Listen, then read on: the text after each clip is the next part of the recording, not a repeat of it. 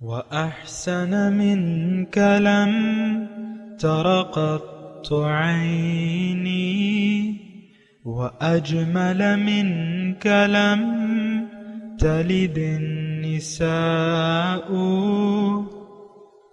خلقت مبرأ من كل عيب خلقت مبرأ من كل عيب كأنك قد خلقت كما تشاء كتاب أنزلناه إليك مبارك ليدبروا آياته وليتذكر أولو الألباب. یہ کتاب برکت والی ہے جسے ہم نے آپ کی طرف نازل فرمایا ہے تاکہ دانش مند لوگ اس کی آیتوں میں غور و فکر کریں اور نصیحت حاصل کریں. اللہم صلی علی سیدنا محمد وعلی آل سیدنا محمد بعدد کل ذرۃ مئۃ الف الف مرۃ. سامعین و ناظرین کرام، السلام علیکم ورحمۃ اللہ وبرکاتہ. سامعین کرام، سورہ بقرہ درس نمبر 135 آیت نمبر 155 سے 157، حصہ صوم. آج کا موضوع آزمائش کیوں ضروری ہے. اس کے ساتھ آج کے سبق کا آغاز کرتے ہیں. سب سے پہلے گزشتہ سبق کا اعادہ ہوگا. اعوذ باللہ من الشیطان الرجیم. پناہ مانگتا ہوں میں اللہ کی شیطان مردود سے. بسم اللہ الرحمن الرحیم. شروع اللہ کے نام سے جو بڑا مہربان نہایت رحم والا ہے.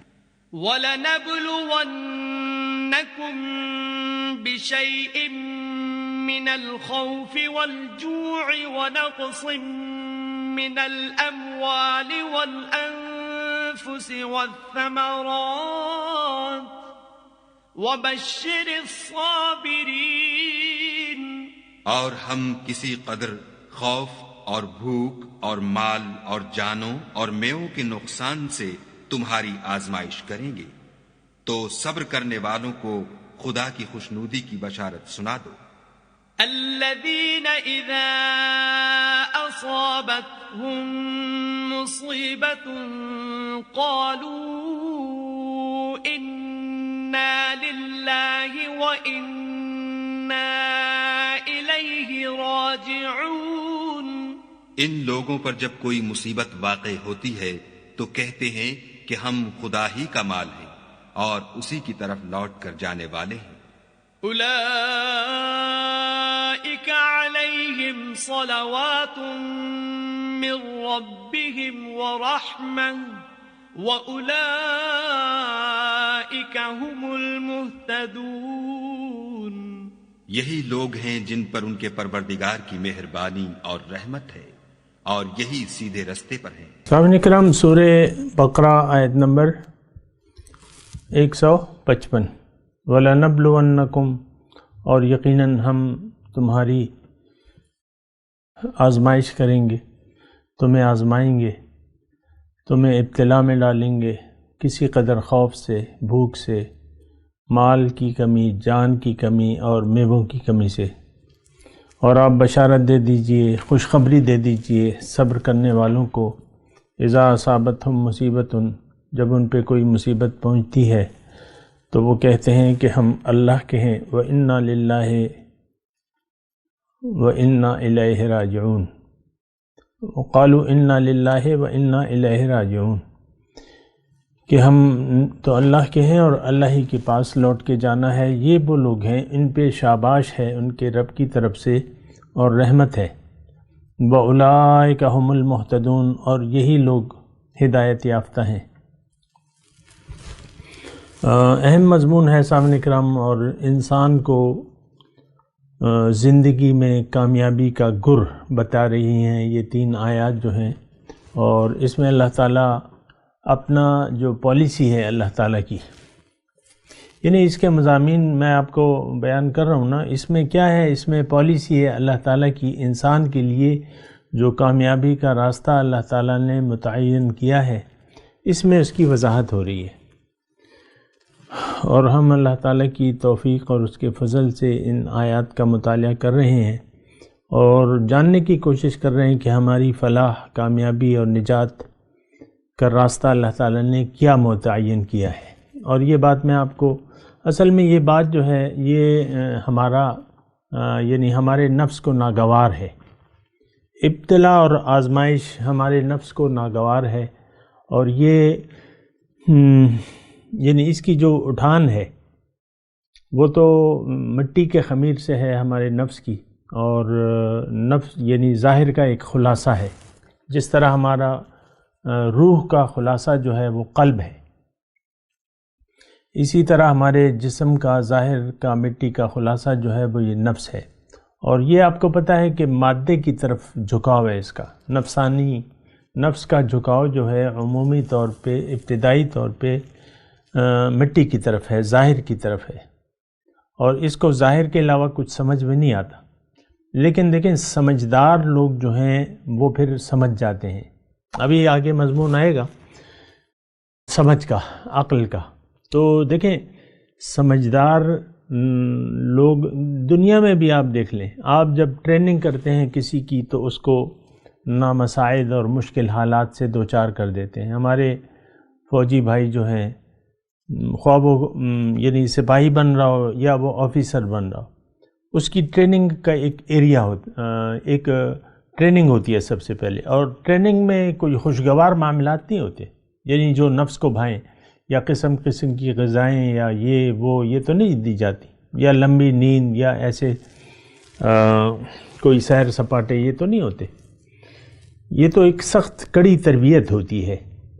تو دیکھیں اسی سے آپ یعنی اندازہ لگائیں، یعنی انسان کی، دیکھیں انسان خام ہے، خام، لیکن اس میں ایک قیمتی جوہر ہے، تو وہ آزمائشوں کی بھٹی سے گزر کر ہی خالص بن سکتا ہے۔ یہ ایک بات نوٹ کر لیں آپ۔ اور بہرحال اس بات کو دیکھیں، میں تو آپ کو زبان سے کہہ رہا ہوں نا، لیکن اس بات کا تعلق یعنی عملی تجربات سے بھی ہے۔ دنیا میں بھی آپ کوئی چیز کو خالص بنانا چاہتے ہیں تو اس کو آپ تجربات کی یعنی خالص ایک نتیجہ چاہتے ہیں تو مختلف تجربات ہوتے ہیں۔ یہ گاڑی والے جب گاڑی بناتے ہیں نا، موٹریں وغیرہ، تو یہ اس کی پھر آزمائش کرتے ہیں، مختلف ٹھوکریں، ٹکریں، یہ وہ، اس سے وہ پھر گاڑی کا پتہ چلتا ہے کہ یہ گاڑی جو ہے کتنی مضبوط ہے۔ تو دیکھیں میں بلا تعمل اپنے مضمون کی طرف آتا ہوں کہ یہ ابتلا اور آزمائش جو ہے یہ ایک خوشگوار چیز ہے۔ اگر آپ کو اس چیز سے گزارا جاتا ہے اللہ تعالیٰ کی طرف سے، تو آپ کے لیے یہ ایک بہت خوشی کا باعث ہے۔ اور دیکھیں میں آپ کو ایک مثال دوں، یعنی اسی طرح تربیت جو تھی مسلمانوں کی صحابہ کرام کی حضور صلی اللہ علیہ وسلم نے کی تھی، ان کو یہ سب کچھ معلوم تھا، ان کی سمجھ میں آ چکا تھا۔ 13 سالہ مکی دور کو آپ دیکھیں کہ کس طریقے سے، کس انداز سے وہ گزرا، وہ سخت آزمائشیں تھیں۔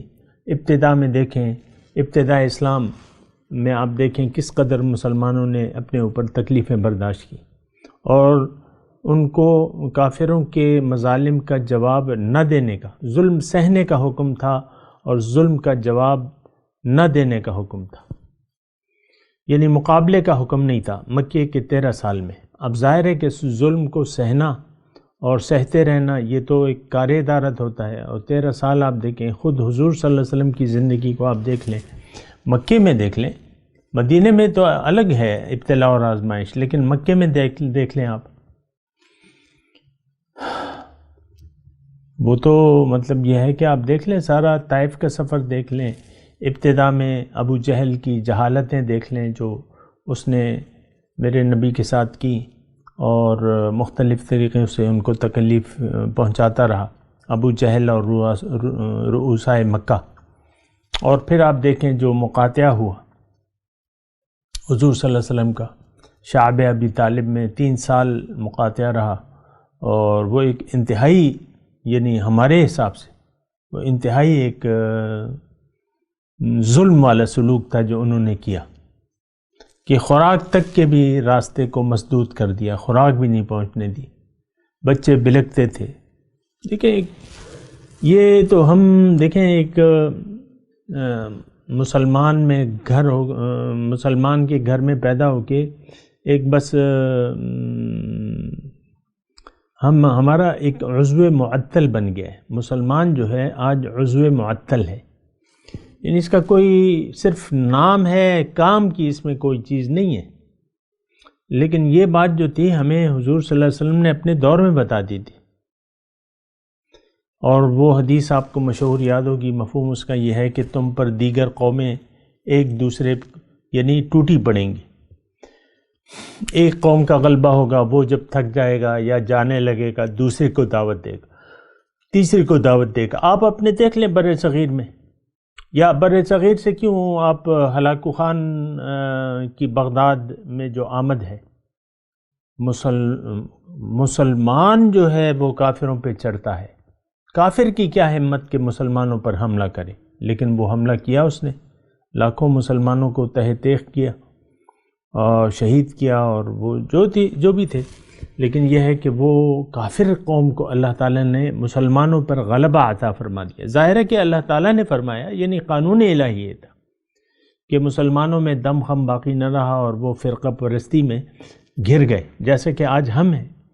تو وہ پھر کافر آیا اور اب بھی کافر ہم پر حکومت کر رہے ہیں۔ یہ تو نہیں ہے کہ وہ ہلاکو خان کا جو دور تھا وہ الگ تھا اور آج دور الگ ہے۔ آج عیسائی بادشاہ ہے اور یہودی بادشاہ ہے اور ہندو بادشاہ ہے۔ ہندو جو ہے وہ دیکھیں مسلمان کثرت تعداد کو نہیں دیکھتا، وہ ایمانی جذبے سے لڑتا ہے۔ لیکن آج ہندوستان میں مسلمانوں کا جو حال ہے آپ کو معلوم ہے، کشمیر میں جو مظالم ڈھائے جا رہے ہیں، لیکن مجال ہے کہ جو مذمتی قراردادوں سے ہم آگے بڑھ سکیں۔ ہم کوئی یعنی قدم اٹھانی، حالانکہ ایٹم بم ہم نے کائے کے لیے بنایا ہے۔ دیکھیں میں یہ نہیں کہہ رہا کہ آپ ایٹم بم جا کے پھوڑ دیں، میں تو یہ نہیں کہہ رہا، لیکن میں یہ کہہ رہا ہوں کہ ہم میں وہ ایمان باقی نہیں رہا۔ ایمان جو ہے وہ ہم میں باقی نہیں ہے، یہ آپ دیکھ لیں۔ یعنی میں تو آپ کو کہتا رہتا ہوں، لیکن بس آپ یعنی میں تو یہ مجھے پتہ ہے کہ میری باتوں کا کوئی ایسا خاص وہ اثر نہیں ہوگا، یہ بھی مجھے معلوم ہے، لیکن کہنا جو ہے وہ تو میرا فرض ہے۔ جو بات حقیقت ہے وہ تو میں کہوں گا آپ کو۔ یہ تو روز قیامت جو ہے یہ کیسٹیں نکلیں گی میری کہ بھئی یہ شہادت کے طور پہ مطلب پیش ہوں گی انشاءاللہ۔ تو یہ ساری باتیں ہیں۔ تو بہرحال میں اپنے مضمون کی طرف آتا ہوں، اور ہم یہ بات کر رہے تھے کہ جو یہ ابتلا اور آزمائش کی ہم بات کر رہے تھے، تو میں آپ کو حضور صلی اللہ علیہ وسلم کی جو زندگی اور ساری زندگی جو انہوں نے گزاری وہ آپ دیکھ لیں۔ مکے میں یہ حالات تھے، مسلمان 2 مرتبہ ہجرت پر مجبور ہوئے، اپنے گھر کاروبار ہر ایک چیز کو چھوڑ کے۔ کیا آپ ایسا تصور کر سکتے ہیں کہ میں دین کی خاطر ہجرت کروں گا یا کروں گی؟ کوئی نہیں۔ پھر مدینے میں جب حضور صلی اللہ علیہ وسلم تشریف لے گئے اور وہاں پہ جو ابتلا اور آزمائش کا دور تھا، خوف کی ایک فضا تھی مدینے کے جو ابتدائی دور تھا، اور تو اس میں ایک خوف کی فضا تھی۔ حدیث کا آپ مطالعہ کر لیں۔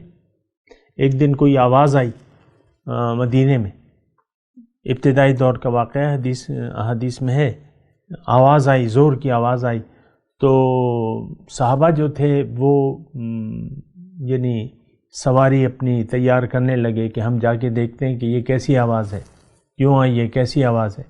اتنے میں حضور واپس آئے گھوڑے پہ اپنے سوار ہو کے، اور کہا کہ نہیں کچھ نہیں ہے، میں نے دیکھ لیا ہے سب کچھ ٹھیک ہے۔ دیکھیں حضور سب سے آگے تھے، لیکن یہ ایک خوف کی حالت تھی، یعنی مسلمان بالکل الرٹ کی حالت میں تھے۔ پھر آپ دیکھ لیں ساری زندگی، مطلب جو مدینے کی ساری وہ تھی، تو اس میں تو کوئی ایسی بات نہیں تھی کہ امن و چین کے نقارے بج رہے ہوں۔ ہاں صلح حدیبیہ یا جنگ احزاب کے بعد حضور صلی اللہ علیہ وسلم نے فرمایا کہ اب ہم ان پہ چڑھائی کریں گے، وہ ہم پہ نہیں آئیں گے۔ تو پھر حضور صلی اللہ علیہ وسلم نے مکے کا وہ پروگرام بنایا۔ تو میں یہ کہہ رہا ہوں کہ یہ چیزیں جو ہیں، اب یہ دیکھیں میں آپ کو ایک جو 155 نمبر آیت ہے وَلَنَبْلُوَنَّكُمْ بِشَيْءٍ مِّنَ الْخَوْفِ، خوف، ہم امن چاہتے ہیں، اللہ تعالیٰ کہہ رہے ہیں میں خوف کی حالت لاؤں گا تم پہ، بھوک، دوسرا جو پوائنٹ ہے وہ آزمائش اور ابتلا کا بھوک ہے، یعنی آپ بھوک کا سامنا کرنا پڑ، ہم چاہتے ہیں کہ ہم یعنی پیٹ بھر کے کھانا کھاتے رہیں اور انواع اقسام کے کھابے اور یہ وہ کرتے رہیں، پھر اموال میں کمی، ہم یہ چاہتے ہیں۔ یہ دیکھیں ہمارا نفس کی چاہت ہے کہ ہم نہ خوف چاہتے ہیں، نہ بھوک چاہتے ہیں، نہ مال میں کمی چاہتے ہیں، نہ جان میں کمی چاہتے ہیں، اور نہ میووں میں کمی چاہتے ہیں۔ لیکن اللہ تعالیٰ نے فرمایا یہی دیکھو جو تم چاہتے ہو اس کے خلاف ہوگا، تمہاری نفسانی چاہتوں کے خلاف ایسے حالات آئیں گے کہ وہ تمہارے نفس کے لیے ناگوار ہوں گے، اور ان سے میں تمہاری آزمائش کروں گا۔ بہرحال ایک نقطہ میں آپ کو جو کہہ رہا تھا اور وہ کہہ نہیں پایا، وہ یہ ہے کہ حضور صلی اللہ علیہ وسلم نے چونکہ اپنے صحابہ کرام کی تربیت ہی ایسے کی تھی کہ وہ جو ہے اس بات کو سمجھتے تھے کہ یہ بات حق ہے اور سچ ہے، اور یہی ہماری کامیابی کا راستہ ہے، ابتلا اور آزمائش، اور یہ وعدہ تھا اللہ تعالیٰ کا۔ تو ان کو معلوم تھا۔ اب میں آپ کو مثال دے رہا تھا کہ غزوہ احزاب کی، جنگ خندق، 10,000 کا لشکر آیا کافروں کا ہر طرف سے، احزاب اس کو نام دیا ہے، تو اس میں مدینے میں اس وقت جو تھے وہ 2 گروہ تھے، منافقوں کا بھی تھا اور سچے مخلص مسلمانوں کا بھی تھا، صحابہ کرام جس کو ہم کہتے ہیں۔ تو منافق نے جب وہ لشکر دیکھا تو ان کے چہرے کے رنگ اڑ گئے، گھبرا گئے، اور کیا کہا، وہ قرآن کی زبان سے آپ سن لیں تو بہتر ہے کہ وَلَمَّا رَأَى الْمُؤْمِنُونَ الْأَحْزَابَ قَالُوا مَا وَعَدَنَا اللَّهُ وَرَسُولُهُ إِلَّا غُرُورًا، کہا منافقوں نے ان لشکروں کو دیکھ کے کہ یہ دیکھو یہ کیا ہو گیا، یہ اتنے لشکر ہم پر چڑھائے، اللہ تعالیٰ اور اس کے رسول نے تو ہم سے فتح کے وعدے کیے تھے، اور یہ تو اب شکست ہے، صاف موت ہے ہماری، اور جو اللہ تعالیٰ اور اس کے رسول نے ہم سے وعدے کیے تھے وہ تو سارے جھوٹے تھے۔ لیکن اب یہ ان کا قول تھا، منافقوں کا، مسلمان تھے بظاہر لیکن تھے منافق، یعنی وہ نہیں چاہتے تھے ایسے حالات۔ پھر مومن جو تھے، جو بات کو سمجھتے تھے، جو جنہوں نے سوچ سمجھ کر اسلام قبول کیا تھا، اور اسلام کے جو تقاضے ہیں، جو یہ میں آپ کو بیان کر رہا ہوں یا جو قرآن میں بیان ہو رہے ہیں، اس سے وہ واقف تھے، ان کا کیا ری ایکشن تھا؟ وَلَمَّا رَأَى الْمُؤْمِنُونَ الْأَحْزَابَ قَالُوا هَذَا مَا وَعَدَنَا اللَّهُ وَرَسُولُهُ وَصَدَقَ اللَّهُ وَرَسُولُهُ، انہوں نے کہا کہ یہ ہے وہ وعدہ، هَذَا مَا وَعَدَنَا، جو اللہ تعالیٰ نے ہم سے وعدہ کیا ہے اور سچا ہے، وَصَدَقَ اللَّهُ وَرَسُولُهُ، اور سچا ہے جو اللہ تعالیٰ اور اس کے رسول نے ہم سے وعدہ کیا تھا۔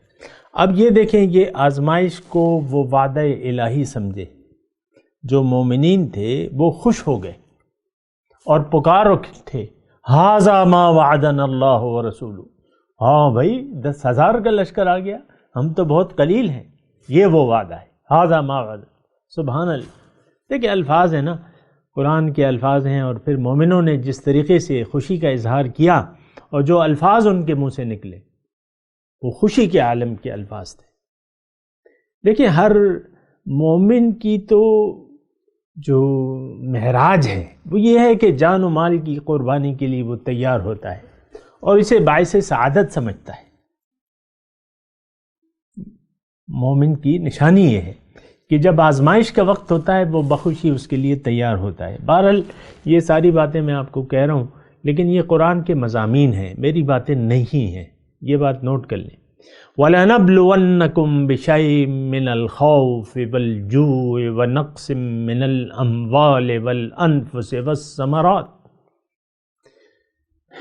میووں کی کمی کا مطلب یہاں جان کی کمی کا تو آپ کو پتہ ہے، لیکن میووں کی کمی یہ ہے کہ آپ کا یعنی کاروباری نقصان کا سامنا ہو سکتا ہے، یعنی ہو سکتا ہے کوئی ذمہ دار ہے، فصل اس نے اگائی، کوئی وہ آ گئی، کوئی آندھی آ گئی، کوئی ژالہ باری ہو گئی، فصل ضائع ہو گئی، کوئی تاجر ہے اس نے کوئی کاروبار مہنگا سودا لیا، پھر وہ سودا ریٹ کم ہو گیا یا سودا ضائع ہو گیا، تو مختلف انداز سے ہو سکتا ہے، یعنی آپ کو کاروباری نقصان ہو سکتا ہے، زرعی نقصان ہو سکتا ہے، جو بھی آپ کام میں ہیں۔ یہ ثمرات میوے کا مطلب یعنی اس کو سارے اس کو حاوی کر لیں آپ، جو بھی آپ کما رہے ہیں یا جو بھی آپ کا ذریعہ معاش ہے اس کی کمائی میں فرق پڑ سکتا ہے۔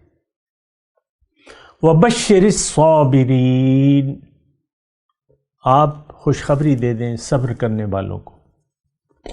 اب جو صبر ہے یہ اگر آپ جوڑیں اس آیت سے کہ وَاسْتَعِینُوا بِالصَّبْرِ وَالصَّلَاةِ، ابھی ہم پڑھ کے آئے ہیں، سورہ بقرہ کی ہے کہ تم مدد طلب کرو صبر سے۔ صبر کا معنی میں نے آپ کو بیان کیا تھا کہ ایک آپ کا جو نظریہ ہے، جو عقیدہ ہے، اس پر آپ جم جائیں۔ کوئی بھی ظاہری جو مصیبت آتی ہے، رکاوٹ آتی ہے یا جو تکلیف پہنچتی ہے، آپ کو اپنے نصب العین سے وہ آپ اپنے نصب العین سے ہٹنے نہ پائیں۔ وَبَشِّرِ الصَّابِرِينَ الَّذِينَ إِذَا أَصَابَتْهُمْ مُصِیبَةٌ، یہ وہ لوگ ہیں جب ان کو کوئی مصیبت پہنچتی ہے۔ اب یہ جو آیت کا حصہ ہے یہ یعنی مومن پر جب کوئی مصیبت آتی ہے تو وہ کیا کہتا ہے، اس کا رد عمل کیا ہوتا ہے، یا اللہ تعالیٰ کیا چاہتا ہے کہ وہ کیا کہے۔ تو اس میں بہت یہ جملہ تو عام طور پہ ہم استعمال کرتے ہیں، لیکن اس کا مطلب بھی آپ جان لیں۔ اِنَّا لِلَّهِ، ایک تو صبر سے کام لیتے ہیں، دوسرا زبان سے وہ کہتے ہیں کہ کوئی بات نہیں، ہم تو ہیں ہی اللہ کے، ہم تو اللہ ہی کے ہیں۔ اب اس میں بہت بڑا نقطہ ہے، جو چیز اللہ کی ہے وہ تو اللہ ہی کی ہے، اور یہ اس کے پیچھے ایک بہت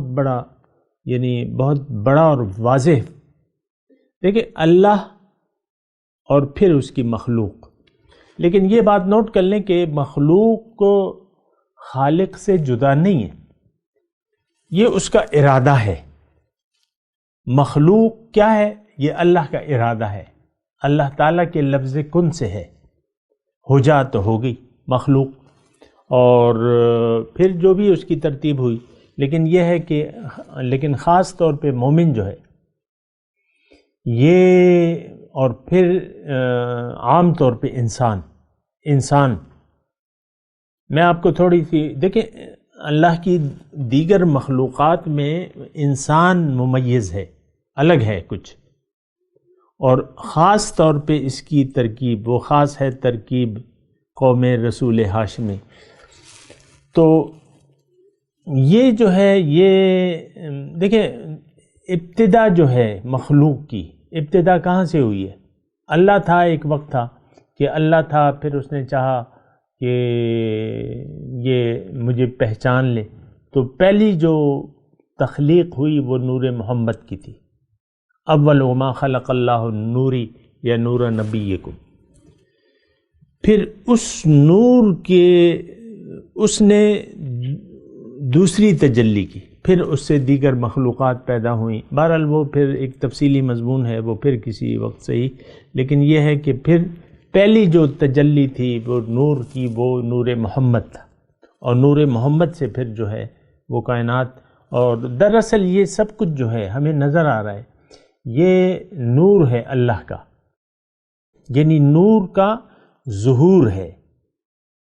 اس کو اللہ تعالیٰ نے قرآن میں بیان فرمایا ایسے کہ اللہ نور السماوات والارض، اللہ تعالیٰ نور ہے آسمانوں اور زمین کا، یعنی یہ جو کچھ ہمیں نظر آ رہا ہے یہ نور الہی کا ظہور ہے۔ بہرحال یہ تھوڑا سا پھر وہ مضمون ایسے باطنی ہو جائے گا تو میں اس کو آپ نہیں کہتا، لیکن میں خاص طور پہ اس انسان کا تذکرہ کر رہا ہوں کہ انسان کیا ہے۔ انسان دراصل انسان میں اللہ کی پھونکی ہوئی ایک روح ہے۔ جب حکم سجدہ ہو رہا تھا فرشتوں کو، اور تو اللہ تعالیٰ نے کن الفاظ سے وہ حکم دیا؟ فَإِذَا سَوَّيْتُهُ وَنَفَخْتُ فِيهِ مِن رُوحِي فَقَعُوا لَهُ سَاجِدِينَ۔ اے فرشتوں، میں آدم کو جب اس کا ظاہر قالب برابر کر لوں تو تب تم نے اس کو سجدہ نہیں کرنا، انسان کا ظاہر کو تم نے سجدہ نہیں کرنا، لیکن جب وَنَفَخْتُ فِيهِ مِن رُوحِي، اس میں میں اپنی روح پھونکوں تو فَقَعُوا لَهُ سَاجِدِينَ، پھر تب تم نے اس کو سجدہ۔ تو یہ امر ربی ہے، ہمارے اندر امر ربی ہے اور روح ربانی ہے، اور وَنَفَخْتُ فِيهِ مِن رُوحِي، اپنی جانب سے ایک روح پھونکوں۔ تو بہرحال اس کی تفصیل تو ہم اس کو سمجھنا جو ہے مشکل ہے، کیونکہ روح کی حقیقت کو ہم نہیں پہنچ سکتے، لیکن اتنا ہے کہ یہ قُلِ الرُّوحُ مِنْ أَمْرِ ربی، یہ امر ہے، رب کا حکم ہے۔ تو اللہ کا ایک حکم ہے، تو اللہ کی پھونکی ہوئی ایک روح ہے، تو یہ قالوا انا للہ، وہ کہتے ہیں کہ ہم تو اللہ کے ہیں۔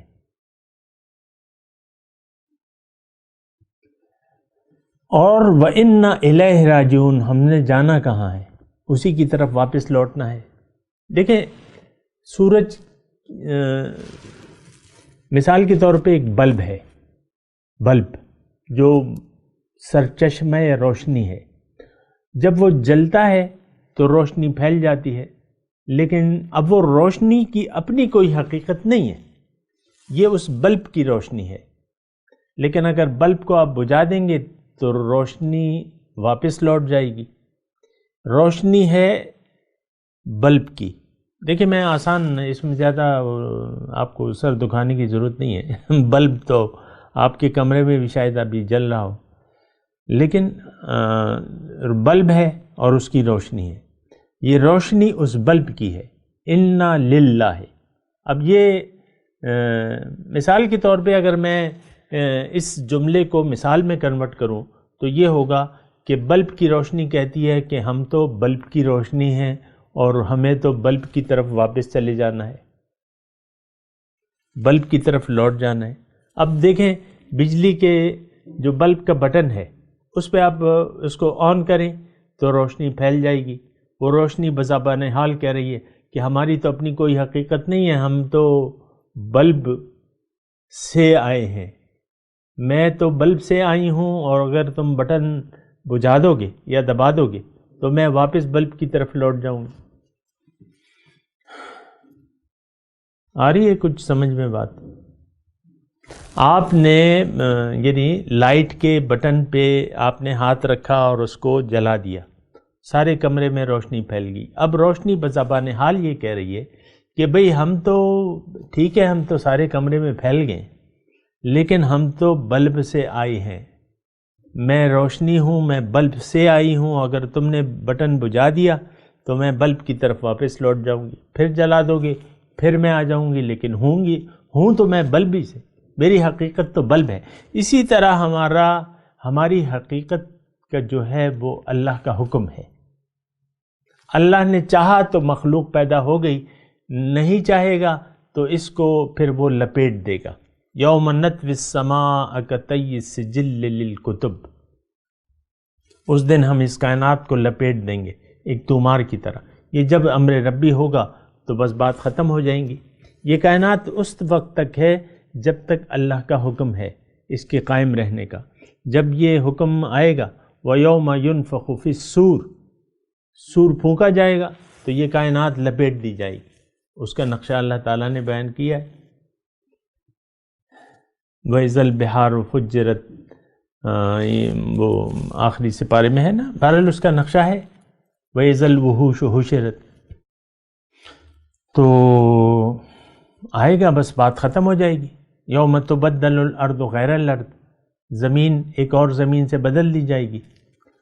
تو بہرحال انا للہ، ہم اللہ کے ہیں اور اللہ ہی کی طرف لوٹ کے جانا ہے۔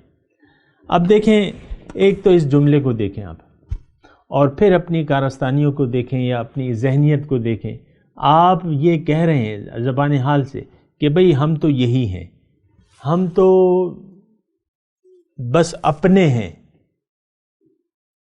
اللہ کے نہیں ہیں، ہم اپنے ہیں۔ دیکھیں، ہر شخص خدا بن بیٹھا ہے، ہم میں سے ہر شخص من چاہی زندگی گزار رہا ہے۔ اللہ کی مرضی کو اس نے نظر انداز کر کے زندگی گزار رہے ہیں۔ ہم میں سے اکثر مسلمانوں کی میں بات کر رہا ہوں۔ اگر ہم اللہ کی مرضی سے زندگی گزاریں گے اور مومن بن کے زندگی گزاریں گے تو یہ بات پھر ہوگی کہ ہم اللہ کے ہیں اور اللہ کے حکم کے مطابق ہم نے زندگی گزارنی ہے۔ دیکھیں یہ مضمون طویل بھی ہے لیکن مزیدار بھی ہے، بہرحال آپ سمجھ لیں اس کو کہ کیا میں کہنا چاہ رہا ہوں، لیکن تھوڑی سا اس پہ ہم ابھی رک جاتے ہیں، اور کیونکہ وقت درس کا اختتام پذیر ہے، میں تلاوت کرتا ہوں، اللہ نے چاہا تو اس پہ مزید کچھ بات کریں گے، بڑا اہم مضمون ہے۔ اعوذ باللہ من الشیطان الرجیم، بسم اللہ الرحمن الرحیم، وَلَنَبْلُوَنَّكُمْ بِشَيْءٍ مِّنَ الْخَوْفِ وَالْجُوعِ وَنَقْصٍ مِّنَ الْأَمْوَالِ وَالْأَنفُسِ وَالثَّمَرَاتِ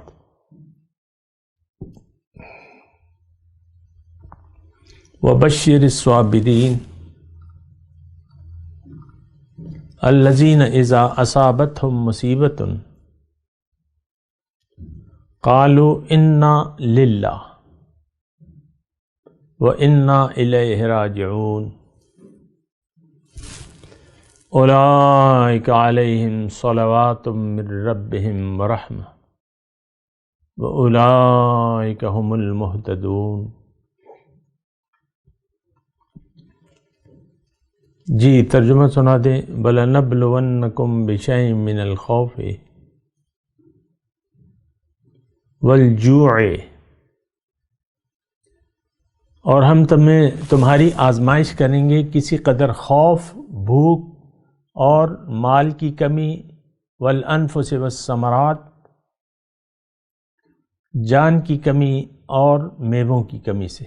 وبشر الصابرین، آپ خوشخبری سنا دیں صبر کرنے والوں کو۔ اذا اصابتہم مصیبت، جب ان پر کوئی مصیبت آتی ہے، قالوا انا للہ، وہ کہتے ہیں کہ ہم تو اللہ کے ہیں، وانا الیہ راجعون، اور اللہ ہی کی طرف ہم نے لوٹ کر جانا ہے۔ اولئک علیہم صلوات من ربہم ورحمہ، یہ وہ لوگ ہیں کہ شاباش ہے ان پر ان کے رب کی طرف سے اور رحمت ہے۔ واولئک ھم المہتدون، اور یہی لوگ ہدایت پانے والے ہیں۔ اب ان آیت کی تلاوت اور ترجمہ۔ اعوذ باللہ من الشیطان الرجیم، پناہ مانگتا ہوں میں اللہ کی شیطان مردود سے۔ بسم اللہ الرحمن الرحیم، شروع اللہ کے نام سے جو بڑا مہربان نہایت رحم والا ہے۔ وَلَنَبْلُوَنَّكُمْ بِشَيْءٍ مِّنَ الْخَوْفِ وَالْجُوعِ وَنَقْصٍ مِّنَ الْأَمْوَالِ وَالْأَنفُسِ وَالثَّمَرَاتِ وَبَشِّرِ الصَّابِرِينَ،